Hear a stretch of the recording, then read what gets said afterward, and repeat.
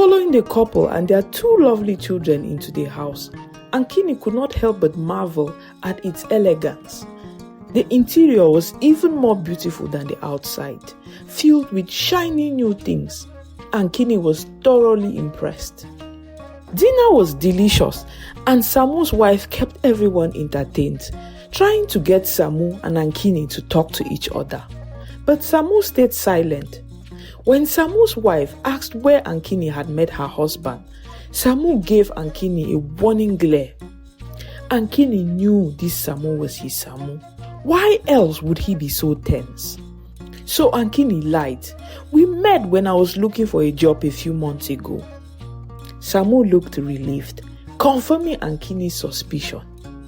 Towards the end of dinner, Ankini excused himself to use the bathroom on the other side of the house. On his way back to the dining table, he noticed a door. It was an ordinary door, but something about it drew him in. He tried to ignore it but could not resist. Despite knowing he should not, he picked the lock with some pins he had in his pocket. The door opened and Ankini stepped inside quietly. The room was empty. Ankini scratched his head, thinking why anyone would lock an empty room. As he looked closer, he noticed that the walls were lined with hooks and padlocks. Some padlocks had names of people written on them. Other padlocks had the names of places, towns and villages. Ankini's heart raced as he scanned the names on the locks. He did not quite understand what he was looking at, but he knew it was bad. He could taste it in his mouth. Just as he found a padlock with the name of his town written on it, he heard footsteps approaching. He quickly abandoned his investigation and left the room, locking the door behind him. On his way back to the dinner table, he ran into Samu. He stood blocking the hallway, and if looks could kill, Ankini would have died from Samu's glare. Ankini was still shaken from what he had seen in the other room and wanted to ask Samu about it, but the man before him frightened him even more. Samu felt both familiar and strange at the same time. He said to Ankini, "I want you to leave my house now and never come back. If I see you around here, something very bad will happen to you."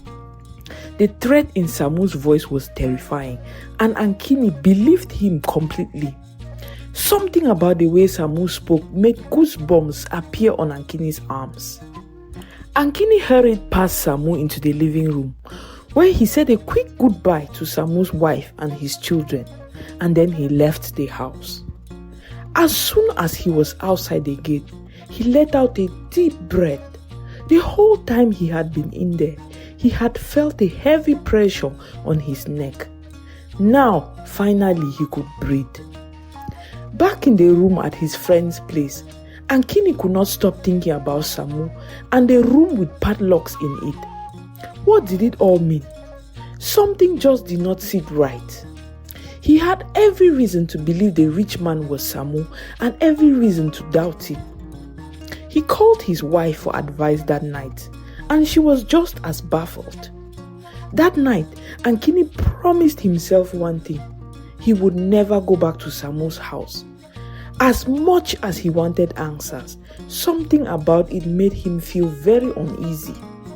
But despite his promise to forget about it, Ankini's obsession grew until he could not contain it. When he returned to his hometown, Bello, to spend the weekend with his family, he went straight to the witch doctor. He needed answers, and only the witch doctor could provide them. His wife and friends did not seem to understand how much this was bothering him. One friend even laughed and asked how likely it was for Samu to be a rich man. It sounded ridiculous. At the shrine, Ankini told the witch doctor everything. He did not know what answers to expect, but he needed to talk to someone who would not think he was going crazy. To Ankini's surprise, the witch doctor's eyes widened with interest. The old man, usually unshaken by anything, looked very surprised. This made Ankini feel better, and he kept talking. When Ankini finished his story, the witch doctor said, "Thank you for telling me this." Then he explained that he believed Samu was the reason the village had fallen apart. He had his suspicions, but Ankini's story confirmed it. The witch doctor said Samu was behind the bad soil, the drought, and the bad luck in the village. He pointed out that everything started going wrong the day Samu came into town. Samu, he said, was a luck thief disguised as a beggar. Ankini was shocked by the witch doctor's revelation, but not surprised. He had always felt something was off, which is why he followed Samu that day. Now he understood why he felt compelled to do it. He asked the witch doctor about the padlocks.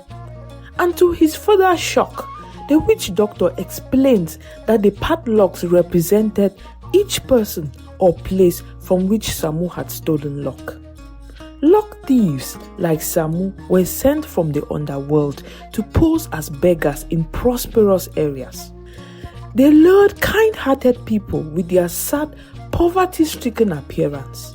Once someone gave these beggars a coin, they were indirectly giving away their luck to the underworld. From then on, that person would start experiencing bad luck. Every penny they slaved for in the real world went to the underworld. As long as a locked padlock with a person's name stayed on Samu's wall, that person would suffer bad luck for the rest of their lives. Additionally, as long as those padlocks stayed locked and the people kept giving money to the beggar whenever he sat down to beg, Samu would stay rich forever. His wealth and prosperity were directly tied to the misfortune of those who helped him. To restore the town's luck, or anyone's luck who had fallen prey to Samu's luck rituals, the witch doctor said that the luck with the town's name on it, or a person's name, needed to be retrieved from Samu's wall and opened by a specialist like himself. This was the only way to break the curse and return the town or person to their former state. The witch doctor then tasked Ankini to go back to Bambui and bring back the padlock with the town's name on it. Ankini returned to Bambui determined, and despite his earlier vow never to go back to Samu's house, he knew it was a necessity. He thought about it for days, and when he finally found the courage to go back, he found that Samu had left instructions with the gate man not to let him in under any circumstance. The house had added security. The fence had been electrified, meaning that the option of climbing over the fence was out of question. Feeling hopeless, Ankini returned home. He did not know how he was going to get into Samu's house. His life and the lives of the people in his town depended on him getting in, and he did not know how he was going to go about it. He was sick and tired of the bad luck and just wanted things to go back to being normal. One day, Ankini came up with a plan.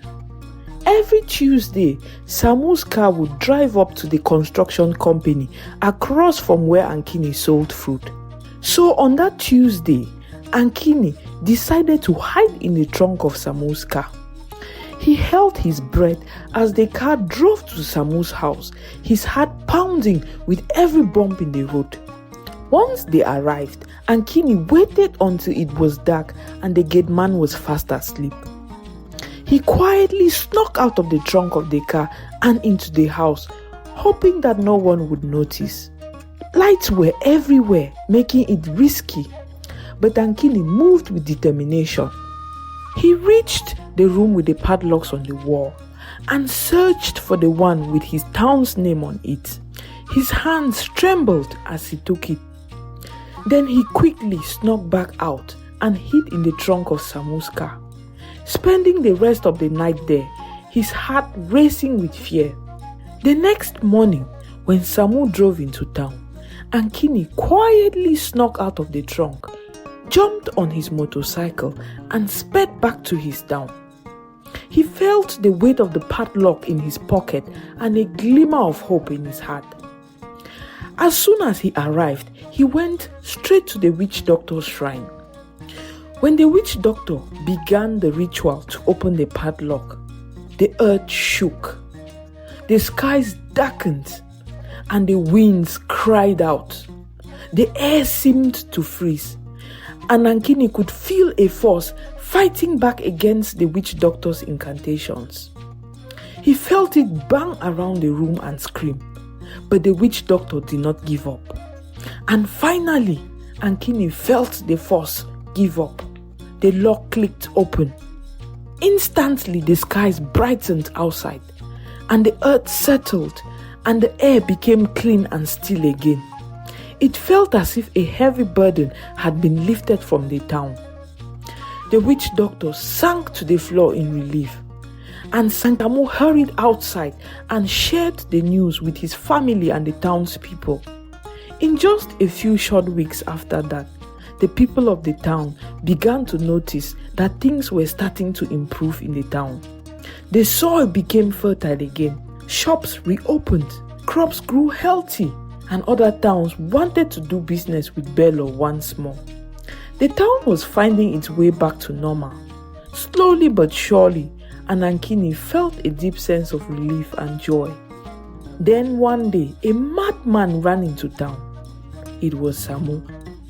Ankini discovered on further investigation that Samu had lost his mind the day the lock was opened. That day, Samu tore off his clothes in public, confessed to all his wrongdoings, and ran around the streets naked.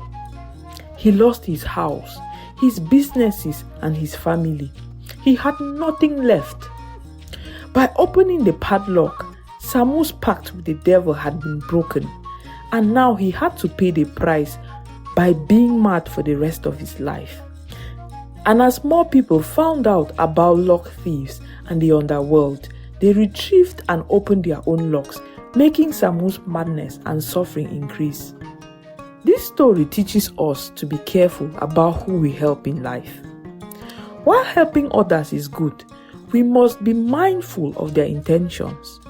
Sometimes the people we help might not wish us well. The world is complex, and even if we don't all believe in the supernatural, we can't always deny its existence. Helping others is a noble act, but we should always be cautious. It's important to look out for the signs that something might be wrong. Trust your instincts and be aware of the people around you. The story of Samu shows that evil can hide behind a kind face. Always do good, but be wise. Make sure your kindness doesn't make you a target for those who seek to harm. The world has many layers, and it's important to be aware of them. Remember, true kindness comes from understanding